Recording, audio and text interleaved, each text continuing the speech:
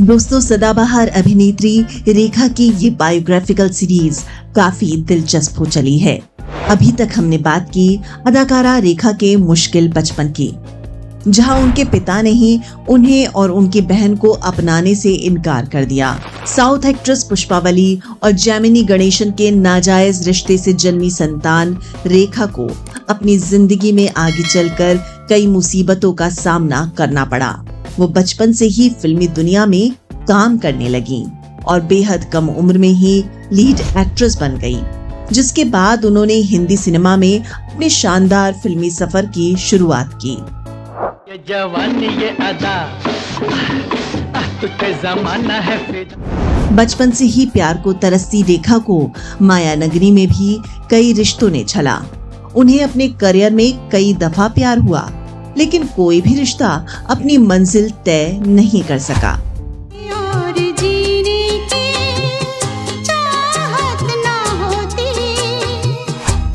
हमने अपने पिछले वीडियो में रेखा की जिंदगी में आए 3 ऐसे फिल्म स्टार्स के बारे में बताया जिनके साथ एक्ट्रेस का एक अतीत रहा है, लेकिन आज के इस वीडियो में हम बात करेंगे उस रिश्ते की जो कभी खुलकर कबूल नहीं हुआ, पर पूरी फिल्म इंडस्ट्री उसकी खामोशी में भी शोर सुनती रही।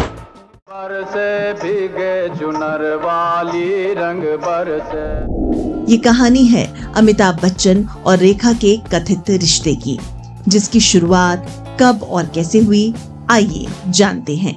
मैं हूं आपकी होस्ट और दोस्त शिवानी बंसल।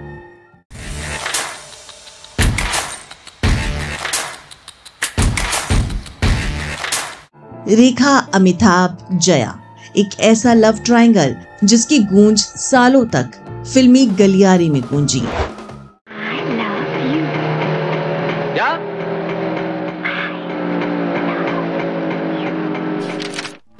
अमिताभ और रेखा का एक ऐसा अनकहा रिश्ता जो ना होकर भी हमेशा जिंदा रहा।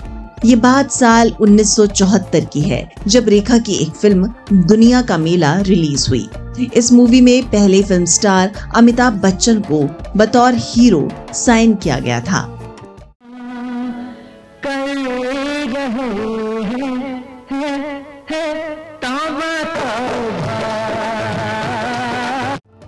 उस वक्त अमिताभ बच्चन का शुरुआती दौर था। हालांकि फिल्म निर्माताओं को अमिताभ बच्चन पसंद नहीं आए और बाद में उन्हें संजय खान से रिप्लेस कर दिया गया।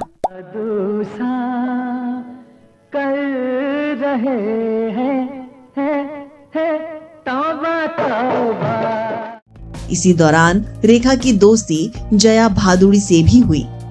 दरअसल उस दौर में रेखा ने मुंबई में एक फ्लैट खरीदा था जो उसी बिल्डिंग में था जहां जया भादुड़ी रहती थी। एक ही बिल्डिंग में रहने की वजह से दोनों के बीच दोस्ती हुई और रेखा जया भादुड़ी को इंडस्ट्री में सीनियर होने के नाते अपनी दीदी कहने लगी। उस दौरान अमिताभ बच्चन और जया भादुड़ी ने एक साथ फिल्म जंजीर में काम किया था। दोनों एक दूसरे के करीब आ गए। फिल्म इंडस्ट्री में अमिताभ बच्चन का ये स्ट्रगलिंग फेज था, मगर जया भादुड़ी इंडस्ट्री की बड़ी स्टार बन चुकी थी। कहा जाता है कि उस दौर में खुद जया बच्चन ने कई फिल्म निर्माताओं को अमिताभ बच्चन का नाम सुझाया था। वो उनकी काफी मदद किया करती थी।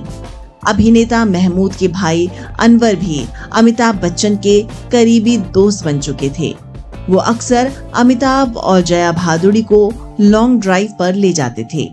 दिलचस्प बात ये थी कि इस दौरान कार में अभिनेत्री रेखा भी होती थी, जो पीछे की सीट पर अकेली बैठा करती थी। जया भादुड़ी भी रेखा को पसंद करती थी और छोटी बहन की तरह ट्रीट करती थी।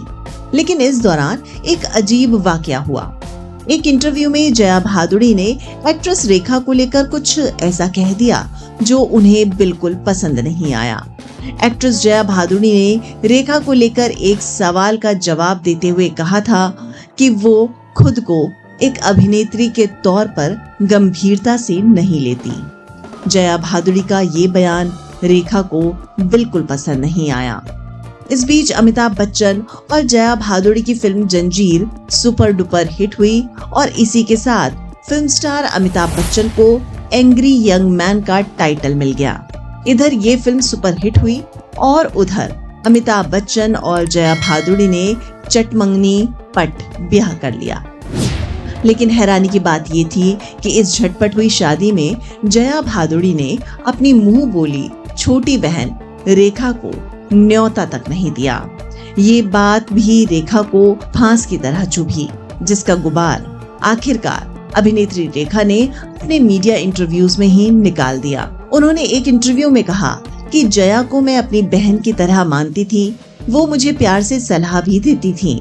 अब लगता है कि वो सबको सलाह देती हैं, वो सब पर हावी होना चाहती हैं। जब तक उनका फायदा हो वो साथ रहती हैं। उनके साथ मेरा अच्छा दोस्ताना था, प्यार भरी बातें होती थी, पर फिर भी उन्होंने मुझे अपनी शादी में बुलाना जरूरी नहीं समझा। इधर अमिताभ बच्चन की मूवी जंजीर हिट होते ही वो इंडस्ट्री के बड़े स्टार बन गए। जब तक बैठने को न कहा जाए शराफत से खड़े रहो। ये पुलिस स्टेशन है, तुम्हारे बाप का घर नहीं। साथ ही काम को लेकर उनका प्रोफेशनलिज्म भी चर्चा में आ गया। वो वक्त पर फिल्म सेट पर पहुंचते और वक्त से शूटिंग पूरी करते। अपने काम को लेकर ईमानदार और अनुशासन से भरे हुए थे, जिसे लेकर हर ओर अमिताभ बच्चन की तारीफें होने लगी। वो फिल्मी पार्टियों से दूर रहते और अपना काम खत्म होते ही सीधा घर निकल जाते। ठीक इसी वक्त फिल्म निर्देशक दुलाल गुहा को एक फिल्म का आइडिया आया। ये किरदार एक ऐसी महत्वाकांक्षी महिला का था जो अपने सपनों को पूरा करने के लिए अपने पति के अमीर दोस्त के साथ मिल जाती है और अपने पति को रास्ते से हटाना भी गलत नहीं समझती। इस रोल के लिए निर्देशक गुहा ने कई अभिनेत्रियों से संपर्क किया, लेकिन सभी ने इस कैरेक्टर के लिए मना कर दिया। फिर इस फिल्म का ऑफर मिला रेखा को। शुरू में तो अदाकारा रेखा ने भी इस किरदार के लिए मना कर दिया, लेकिन फिर उन्हें फिल्म निर्देशक ने समझाया कि इस मूवी का केंद्र उनका ही किरदार है। इस किरदार के लिए उन्हें हमेशा याद किया जाएगा। तब जाकर रेखा मानी। अभी तक रेखा ने कई सुपरहिट फिल्मों में काम किया था, मगर किसी फिल्म में भी उनका किरदार ऐसा नहीं था जो लोग याद रखें। ऐसे में एक्ट्रेस को ये मौका उनके अभिनय की प्रतिभा दिखाने के लिए सही लगा और फिर उन्होंने हाँ कह दी। और नहीं तो क्या, मेरी तमन्ना कुछ और थी, तुमने उसका गला घोट दिया। मेरी जिंदगी बर्बाद करके भी तुम चुप नहीं रहे और आज तुम मेरा सुख और चैन पे लौटना चाहते हो। फिल्म में रेखा के अपोजिट थे अमिताभ बच्चन, जो उनके पति का किरदार निभाने वाले थे, और उनके दोस्त का किरदार निभाया था प्रेम चोपड़ा ने। इस फिल्म का नाम था दो अनजाने। फिल्म की शूटिंग शुरू होने से पहले ही हर कोई अमिताभ बच्चन के काम की तारीफें कर रहा था, जिसे लेकर रेखा भी उत्सुक हुई और उन्होंने अमिताभ बच्चन को नोटिस करना शुरू कर दिया। इधर रेखा को कास्ट करके निर्देशक गुहा खुश भी थे और नर्वस भी। उन्हें समझ नहीं आ रहा था कि ये फिल्म पूरी कैसे होगी, क्योंकि अमिताभ बच्चन अपने अनुशासन के लिए जाने जाते थे, तो रेखा अनुशासनहीनता के लिए। वो कभी वक्त पर सेट पर नहीं आती, जब मन चाहता सेट से बंक मार लेती। राजेश खन्ना हो या फिर कोई भी सुपरस्टार, सभी को रेखा इंतजार करवाती थी। ऐसे में निर्देशक गुहा की चिंता बढ़ने लगी। मगर जैसे ही फिल्म की शूटिंग शुरू हुई, हुआ इसके उलट। रेखा ने अमिताभ बच्चन की वक्त की पाबंदी के किस्से सुने हुए थे, तो वो वक्त पर ही सेट पर पहुंचने लगी। वो अपने किरदार को बारीकी से समझती और अमिताभ बच्चन के सामने बेहद संकोची बनी रहती। आपके लिए जो अजीब बातें हैं, वही मेरी जिंदगी का सबसे बड़ा सपना था, सबसे बड़ी कल्पना थी। उनका मजाकिया और बिंदास अंदाज मानो फुर हो गया। इस फिल्म की शूटिंग कोलकाता में हुई थी। ये शहर अमिताभ बच्चन का जाना पहचाना था, क्योंकि फिल्मी दुनिया में आने से पहले वो यहाँ काम तक कर चुके थे। इसलिए वो यहाँ की बातें सभी को बड़े चाव से सुनाते और रेखा बस उन्हें देखती रहती। अब रेखा ने खुद को और अपनी एक्टिंग को सीरियसली लेना शुरू कर दिया। 1976 में उनकी फिल्म दो अनजाने आखिरकार सिनेमा घर पहुंची और सुपर डुपर हिट रही। इस फिल्म में रेखा के अभिनय ने हर किसी का दिल जीत लिया। बतौर अभिनेत्री ये रेखा की एक नई पहचान थी।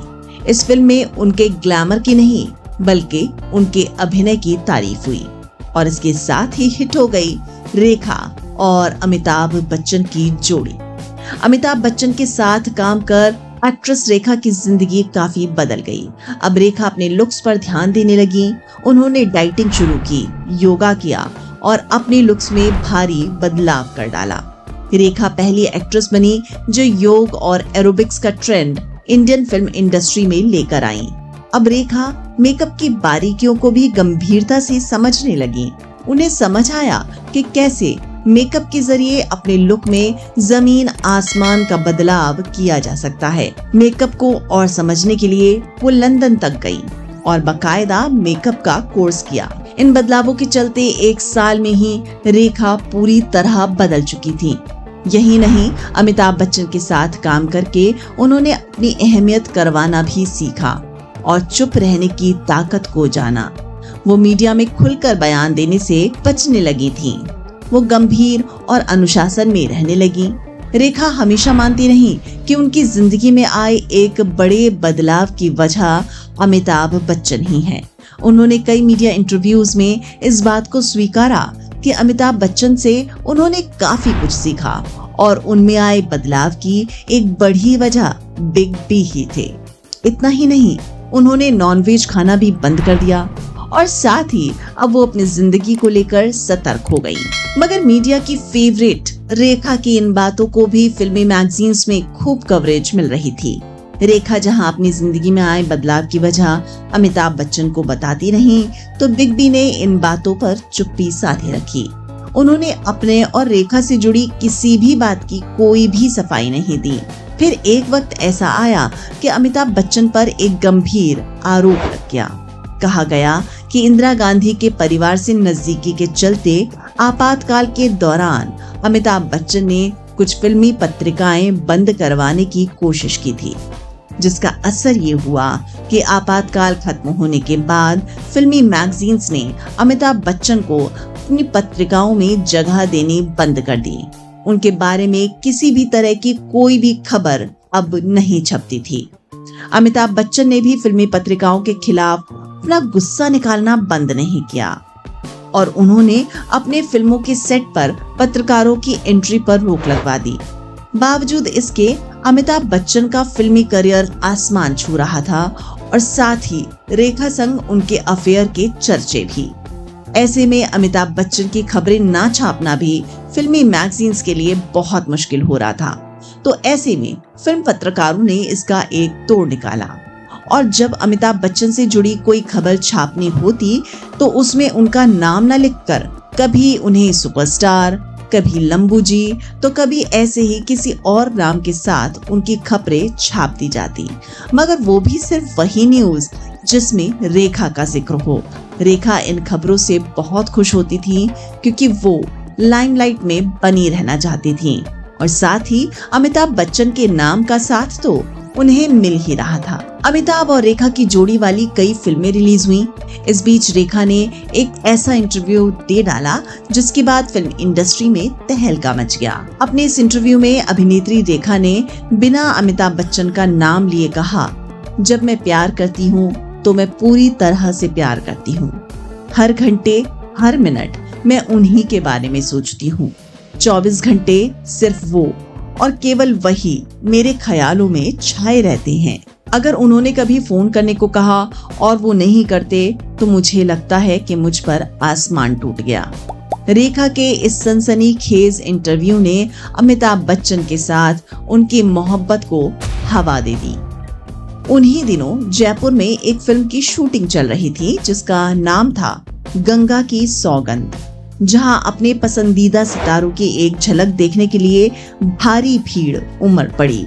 उस भीड़ में से किसी मनचले ने रेखा का नाम लेकर कुछ भद्दे कमेंट्स कर डाले, जिसके बाद अक्सर शांत रहने वाले अमिताभ बच्चन को पता नहीं क्या हुआ कि उन्होंने आओ देखा न ताओ भीड़ में खड़े उस शख्स पर अपना आपा खो दिया। बिग बी को इतना गुस्सा आया कि उन्होंने उस शख्स की जमकर धुनाई कर दी। अमिताभ बच्चन का ये रूप देखकर सब दंग रह गए। बस फिर क्या था, अमिताभ बच्चन के इस बर्ताव की खबरें मीडिया ने खूब छापी। सवाल था कि आखिर ऐसा क्या हुआ था कि अमिताभ बच्चन ने रेखा के लिए अपना आपा खो दिया। वक्त बीतता गया और अमिताभ बच्चन रेखा के अफेयर की खबरें आग की तरह फैलती रही। इस बीच रेखा की एक ऐसी फिल्म रिलीज हुई जिसके बारे में बात ना करें तो बात अधूरी रह जाएगी। 1977 में निर्देशक गुलजार की फिल्म घर रिलीज हुई। तेरे बिना जिया जाए ना। जिसमें एक बार फिर दर्शकों ने रेखा और विनोद मेहरा की जोड़ी पर्दे पर देखी। इस फिल्म में रेखा के अभिनय की जमकर तारीफ हुई। ये फिल्म रेखा के करियर के लिए एक मील का पत्थर साबित हुई थी, जिसमें 2 अनजाने के बाद दोबारा अभिनेत्री रेखा की अदायगी ने लोगों से वाहवाही हासिल की। मूवी में रेखा और विनोद मेहरा के रोमांटिक सीन्स की भी काफी चर्चाएं रही। सभी को लगा क्योंकि ये दोनों पहले भी रिलेशनशिप में रह चुके हैं, ऐसे में उनकी on screen chemistry real life की है। मगर रेखा ने फिर एक ऐसा बयान दे दिया जिससे रेखा और अमिताभ बच्चन के रिश्ते को फिर से तूल मिल गया। रेखा ने कहा, स्क्रीन पर मेरे रोमानी दृश्यों में इतनी सच्चाई इसलिए नजर आई क्योंकि मैंने मन ही मन मान लिया था कि सामने विनोद मेहरा नहीं बल्कि वो हैं। लेकिन ये वो कौन? क्या रेखा अमिताभ बच्चन के बारे में बात कर रही थी? इन खबरों ने सनसनी मचा दी। एक बार फिर अमिताभ बच्चन ने हमेशा की तरह इन बयानों पर कुछ रिएक्ट नहीं किया।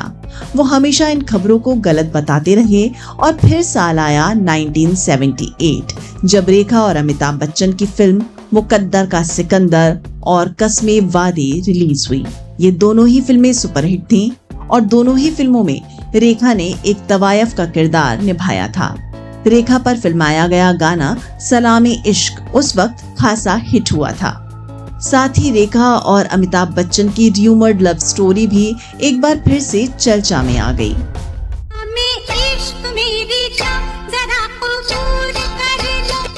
रेखा बिग बी संग अपने इश्क का इशारा लगातार मीडिया इंटरव्यूज में देती रही, तो वहीं अमिताभ बच्चन इन खबरों पर हमेशा चुप रहे। लेकिन अब पारा सिर के पार हो रहा था। ऐसे में अमिताभ बच्चन की पत्नी जया बच्चन ने अपने पति को अल्टीमेटम दे दिया कि वो आगे से रेखा के साथ कोई फिल्म नहीं साइन करेंगे। जब मुकद्दर का सिकंदर रिलीज हुई और रेखा को पता चला कि अमिताभ बच्चन ने फिल्म निर्माताओं से रेखा के साथ काम करने के लिए मना कर दिया है, तो वो टूट गई। जब ये सवाल एक्ट्रेस रेखा से किया गया तो उन्होंने कहा, उन्होंने मेरे सिवा सबको बता दिया कि वो मेरे साथ काम नहीं करेंगे, पर मुझसे इस बारे में बात क्यों नहीं की। जब मैंने उनसे कहा तो वो बोले कि मैं उस मुद्दे पर एक शब्द भी नहीं कहूँगा, मुझसे इस बारे में मत पूछो। रेखा अब एक बार फिर अकेली रह गई। उन दिनों रेखा फिल्म खूबसूरत में काम कर रही थी। अब रेखा अपना सारा ध्यान सिर्फ और सिर्फ काम पर लगा देना चाहती थी, मगर ये गम नासूर बनकर उनके दिल में पलता रहा। अब रेखा ने उसी दर्द को अपना साथी बना लिया जो जिंदगी भर उनकी माँ के साथ रहा था, दूसरी औरत कहलाने का दर्द। खुद को पहली बार दूसरी औरत पुकारते हुए रेखा ने एक इंटरव्यू में कहा था, लोग कहते हैं पत्नी का दर्जा एक पायदान ऊपर होता है क्योंकि उसका पति होता है, लेकिन मेरी नजर में दूसरी औरत का दर्जा 10 पायदान ऊपर होता है, क्योंकि पत्नी के होते हुए भी उसका पति अपनी जिंदगी में एक दूसरी औरत की चाह रखता है। सवाल ये नहीं है कि जया के पास ऐसा क्या है जो मेरे पास नहीं, सवाल ये है कि जया के पास ऐसा क्या है जो मेरे पास भी है। रेखा के इन बेबाकी भरे बयान पर भी अमिताभ बच्चन चुप रहे। 1979 में रेखा और धर्मेंद्र ने फिल्म कर्तव्य में साथ काम किया।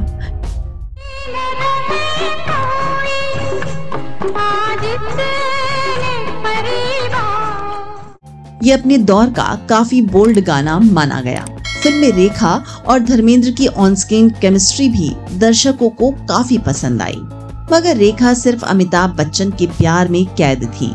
इस दौरान भी एक अवार्ड शो में उन्होंने एक ऐसी लाइन पढ़ दी जिससे एक बार फिर रेखा और अमिताभ के इश्क की खबरों को चिंगारी मिली। रेखा ने कहा, मैंने तुम्हारी तरफ देखा, तुमने मुंह फेर लिया। क्यों? तुम्हें लग रहा है कि तुम बुरे हालात में हो, लेकिन क्या तुम नहीं देख सकते? मेरे हालात तो और भी बदतर हैं। माना कि तुम्हारी निगाहों में दर्द है, मगर क्या तुम उन जख्मों को नहीं देख पा रहे जो मेरे दिल की गहराइयों में पैबस्त है? वो तुम्हें चुभन भरी नजरों से देखने वाले दर्द से कहीं ज्यादा गहरे घाव है। 1979 में एक बार फिर अमिताभ बच्चन और रेखा की 2 फिल्में सिल्वर स्क्रीन पर पहुंची। ये फिल्में थी मिस्टर नटवरलाल और सुहाग। फिल्म मिस्टर नटवरलाल का गाना परदेसिया ये सच है पिया खासा लोकप्रिय हुआ।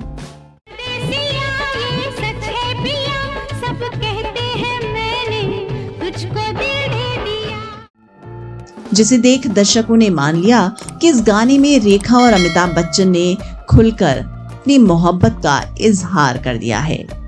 लेकिन अब अमिताभ और रेखा की बीच की दूरी ने घर कर लिया था, जिसका रेखा को गहरा झटका लगा। इधर 22 जनवरी 1980 को फिल्म स्टार ऋषि कपूर और नीतू सिंह की शादी में जब पूरी फिल्म इंडस्ट्री इकट्ठा हुई थी, तो रेखा की एंट्री ने हर किसी को हैरान कर दिया। दरअसल रेखा इस दौरान मांग में गहरा सिंदूर भरकर पहुंची थी, जिसे देख लोग चौंक गए। लोगों के बीच सवाल उठे कि क्या रेखा ने शादी कर ली है। सारे कैमरे रेखा की ओर मुड़ गए, तो वहीं लोगों के बीच कानाफूसी शुरू हो गई। शादी में पहुंचकर दूल्हा दुल्हन को बधाई देने के बाद जब वो गार्डन में पहुंची, तो वहां अमिताभ बच्चन खड़े थे। उनके हाथ में बैंडेज बंधी थी।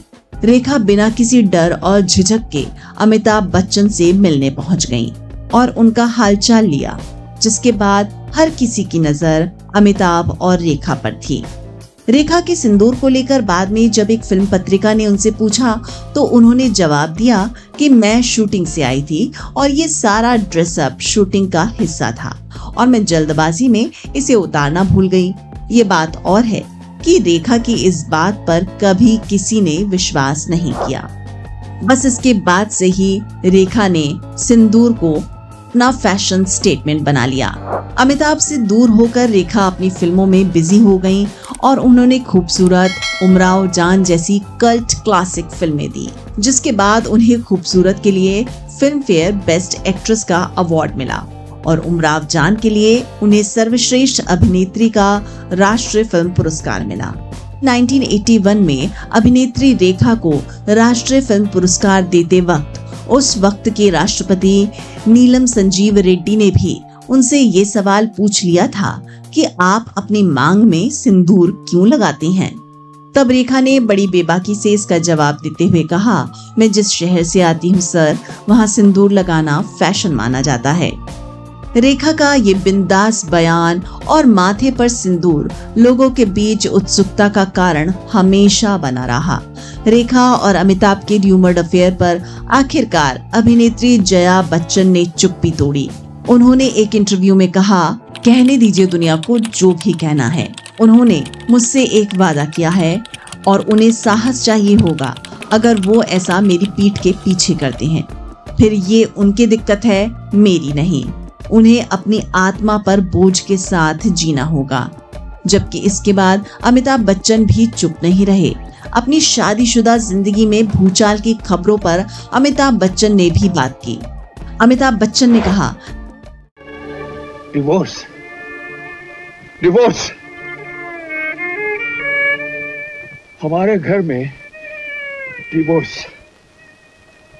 आज लोग हमारे मुंह पर बोलते हैं, कल मुंह पे थूकेंगे।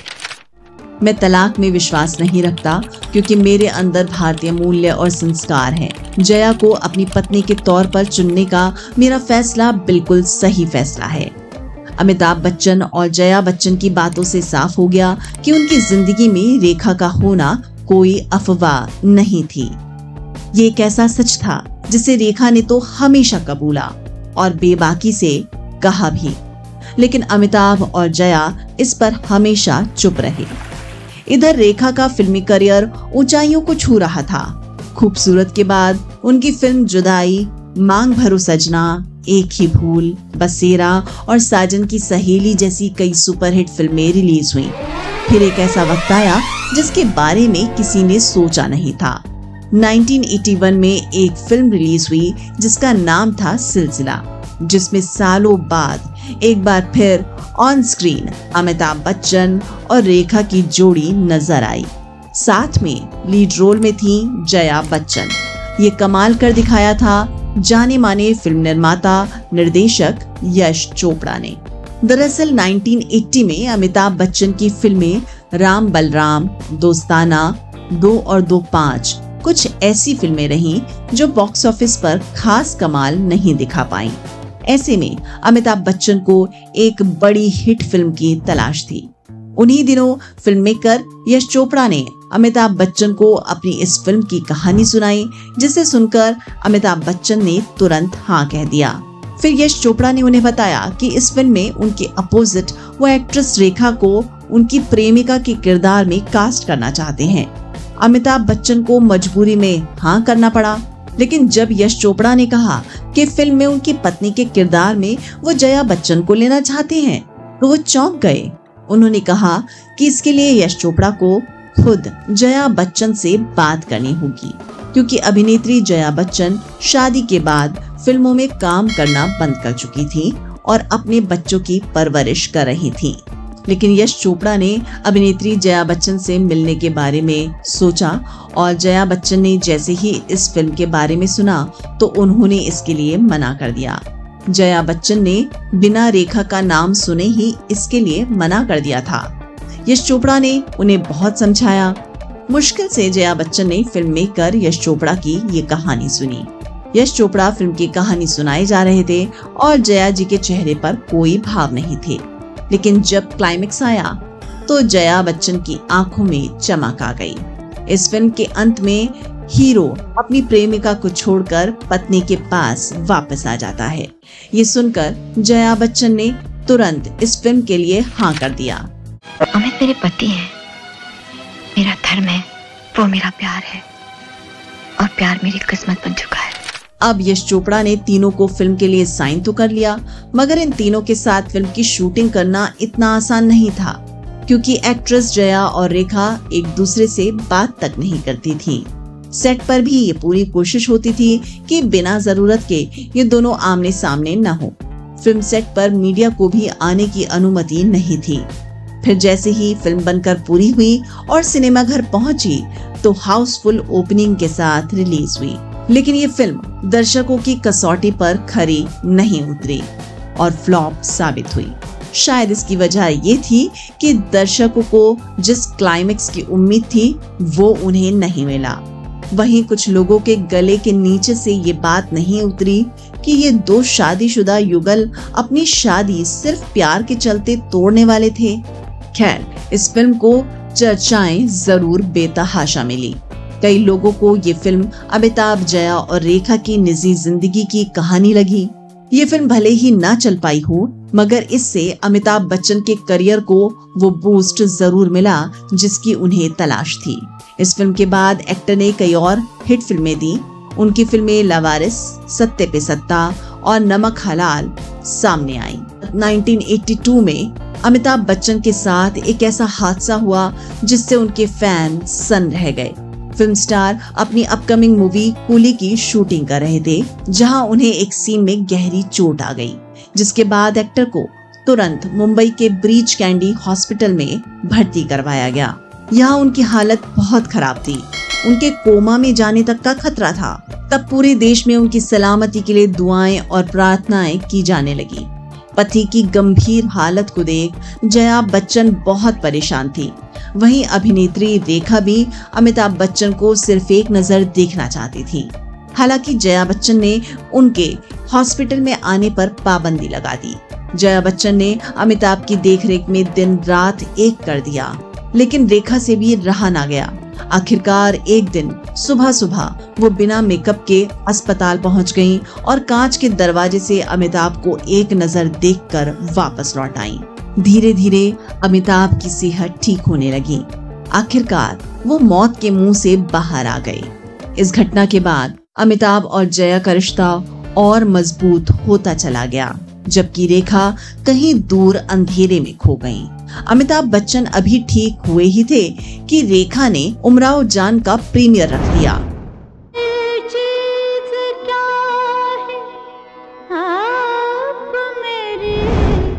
ये बात उस वक्त लोगों को काफी अजीब सी लगी। शायद रेखा को उम्मीद रही होगी कि अमिताभ बच्चन के चाहने वाले उनके इस सनाम रिश्ते के चलते ही इस फिल्म के प्रीमियर में जरूर पहुंचेंगे, मगर ऐसा नहीं हुआ। उनकी इस फिल्म के प्रीमियर पर कोई भी बड़ा सितारा नहीं पहुंचा। सभी को लगा कि रेखा का अपनी फिल्म का प्रीमियर रखने का ये सही समय नहीं था। बाद में रेखा ने इस बात पर भी अपनी राय रखी। उन्होंने कहा, ऐसा लग रहा है हर चीज का गुनहगार मुझे ठहराया जाता है। मुझे लगा था कि लोग मेरे साथ हमदर्दी जताएंगे, मेरे साथ खड़े होंगे, मगर ऐसा करने वाला कोई नहीं था। जो मुझसे अच्छे से पेश आते थे वो भी मेरे खिलाफ थे। इस हादसे ने एक तरह से अमिताभ और रेखा के इस रिश्ते का दी एंड कर दिया। लेकिन रेखा की कहानी का सिलसिला अभी खत्म नहीं हुआ है। अमिताभ बच्चन के बाद भी रेखा का नाम कई फिल्म स्टार्स के साथ जोड़ा गया।